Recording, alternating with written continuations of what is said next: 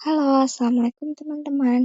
Kembali lagi dengan saya, Anissa Ramayanti, yang biasa dipanggil dengan Ica. Nah, pada kesempatan kali ini, Ica bakal membahas akuntansi manajemen dengan tema Pemisahan kos campuran. Nah, bagi pihak manajemen atau pihak internal perusahaan, memahami perilaku kos adalah penting karena berkaitan dengan proses pengambilan keputusan, terutama yang sifatnya taktis atau lebih yang bersifat jangka pendek. Kita juga mengetahui bahwa beberapa kos dapat secara mudah diklasifikasikan menjadi kos tetap, kos variabel, ataupun kos terhadap baik yang variabel maupun tetap. Namun, beberapa jenis kos lain masuk dalam klasifikasi campuran. Sebagai contoh, sistem akuntansi umumnya akan mencatat beberapa total cost, pemeliharaan, dan jumlah jam pemeliharaan yang tersedia selama periode waktu tertentu. Namun, seberapa besar total kos pemeliharaan tersebut yang mencerminkan kos tetap dan seberapa besar yang mencerminkan kos variabel tidak disediakan oleh catatan akuntansi. Pemisahan kos campuran menjadi unsur tetap dan unsur variabel akan memberi kemungkinan manajemen melakukan berbagai aktivitas penting dalam mengelola perusahaan, yaitu sebagai berikut. 1. Menghitung tarif BOP dan analisis biaya variasi. 2. Untuk menyusun fleksibel budget dan analisis variasi. 3. Untuk analisis kontribusi margin dan direct costing. 4. Untuk analisis BVL. 5. Untuk analisis komparatif dan diferensial. 6. Untuk analisis maksimasi profit dan minimasi biaya. 7. Untuk analisis profitabilitas segmen baik menurut wilayah, produk, customer, dan sebagainya. A. Metode pemisahan kos campuran. Metode-metode yang dapat digunakan untuk memisahkan kos campuran menjadi unsur tetap dan unsur variabel adalah 1. Metode titik tertinggi dan terendah. 2. Metode diagram pencar. 3. Metode kuadrat terkecil. 4. Metode regresi berganda. 5. Pertimbangan manajemen. Kos campuran pada dasarnya adalah kos total, yaitu mencakup unsur tetap dan unsur variabel. Tetapi tidak terlihat dengan jelas berapa unsur tetap dan berapa unsur variabelnya. Oleh karena itu, perlu untuk memahami fungsi kos secara matematika. Fungsi kos campuran adalah sebagai berikut. Y sama dengan T tambah Vx. T itu sama dengan total cost aktivitas atau variabel tidak bebas. T adalah komponen cost tetap atau variabel bebas. V adalah komponen cost variabel atau variabel bebas. X adalah aras aktivitas. B. Metode titik tertinggi, metode titik terendah. Pendekatan ini memerlukan dua observasi atau lebih atas hasil aktivitas masa lalu. Dari catatan tentang output dan cost aktivitas masa lalu, dipilih cost aktivitas dan output tertinggi dan cost aktivitas dan output terendah. Kemudian diselisihkan.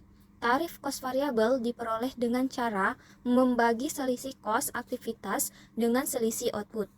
Cost variabel V adalah perubahan cost aktivitas dibagi perubahan aktivitas. Dalam kurung YA kurang YB bagi XA kurang XB. Sedangkan kos tetap diperoleh dengan pengurangan kos variabel dari total kos. Dalam kurung YA kurang FXA atau dalam kurung YB kurang FXB. Diketahui bahwa YA adalah jumlah kos tertinggi, YB adalah jumlah kos terendah, XA adalah volume aktivitas tertinggi, dan XB adalah volume aktivitas terendah. C. Metode diagram pencar. Hakikat metode ini adalah menggambarkan pola penyebaran data selama beberapa periode amatan. Dari pola tersebut dilakukan pengamatan secara visual, kemudian ditarik garis secara serampangan yang membelah tengah pola penyebaran data tersebut. Langkah-langkah yang harus dilakukan adalah pertama, menempatkan titik-titik koordinat yang menunjukkan hubungan kos pelayanan, peti kemas, dan jumlah peti kemas yang ditangani untuk semua data amatan. Kedua, amati pola penyebaran titik-titik koordinat tersebut sehingga diperoleh bentuk gugusannya. Ketiga, Lakukan pengamatan secara visual dan dipilih 2 titik pada ujung-ujung gugusan sehingga kalau dihubungkan kira-kira mewakili kecenderungan sebaran titik-titik tersebut atau membelah tepat di tengah-tengah gugusan. Metode kuadrat terkecil. Metode ini jauh lebih teliti dibandingkan dengan 2 metode sebelumnya karena mampu mengidentifikasikan the best vanishing line. Formula untuk metode ini sebagai berikut. D. Regresi berganda. Prinsip pemisahan metode LS sebenarnya tidak berbeda dengan metode regresi berganda. LS tidak lain dari bentuk regresi sederhana, yaitu hanya dengan satu unsur cost variabel atau satu variabel bebas.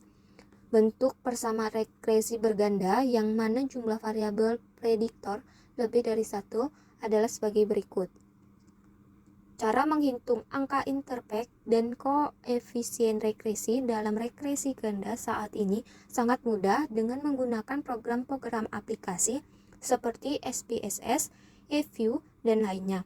Namun, yang terpenting justru bagaimana kita dapat membaca dan menganalisis iuran atau output pada program tersebut. Pertimbangan manajemen. Pada akhirnya, acap kali seorang manajer menggunakan pertimbangan atau judgement dalam memperlakukan cost yang terjadi di unitnya. Umumnya metode ini sering digunakan ketika cost campuran memiliki proporsi persentase yang rendah dibandingkan total keseluruhan cost. Dalam situasi seperti ini, apabila yang digunakan adalah metode pemisahan cost secara formal yang melibatkan perhitungan tematis seperti yang dijelaskan di bagian sebelumnya, maka justru akan menimbulkan masalah yang tidak diinginkan, serta usaha yang dikerahkan tidak sepadan dengan manfaat yang memperoleh. Keuntungan dari metode ini terletak pada kesederhanaannya. Dalam situasi ketika manajer memiliki pemahaman yang sangat baik atas perusahaan dan pola-pola kos yang terjadi, maka metode ini menghasilkan hasil yang baik. Namun jika manajer tidak memiliki pertimbangan yang cukup baik, maka jelas error akan terjadi. Sehingga penting pula untuk mempertimbangkan pengalaman manajer, potensi error yang terjadi, serta efek yang dihasilkan dari error tersebut terhadap keputusan lain yang berkaitan. Dan ini adalah tabel-tabel dari pemisahan kos campuran. Nah, sekian presentasi dari Ca. Selebihnya mohon maaf. Terima kasih. Wassalamualaikum warahmatullahi wabarakatuh. Bye-bye.